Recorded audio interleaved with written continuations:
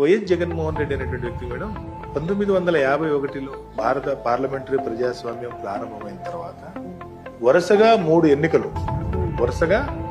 ఎన్నికలు వేరొక రాజకీయ పార్టీతో పొత్తు పెట్టుకోకుండా ఎన్నికలను ఎదుర్కొన్న ఏకైక పార్టీ వైఎస్ఆర్ కాంగ్రెస్ పార్టీ, ఏకైక నాయకుడు వైఎస్ జగన్మోహన్ రెడ్డి. భారతదేశంలో కాన్స్టెంట్ గా సాలిడ్ ఓటు బ్యాంక్ ఉన్నటువంటి నాయకుల్లో వైఎస్ జగన్మోహన్ రెడ్డి. ఈ 40% ఓట్ షేర్ ఉంది సరే, ఆయనకి ఎప్పటికీ తగ్గదు అనేది మాత్రం స్పష్టంగా అర్థమవుతుంది. ఇది చాలా కీలకమైనటువంటి విషయం. ఈ దేశంలో ఏ రాజకీయ పార్టీ కూడా ఏ చిన్న చితక పార్టీనో అన్నా కలుపుకుంది, కానీ ఒంటరిగా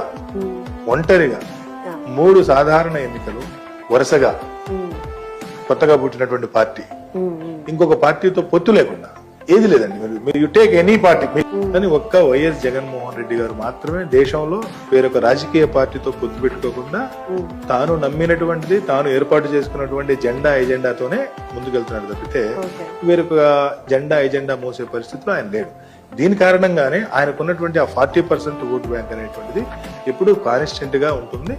దాని మీద ఆయన ఇంకొక 5 or 10 తెచ్చుకుంటే అధికారంలోకి రాగలుగుతాడు. ఆ పార్టీనే ఉంటే అధికారంలోకి రాలేడు.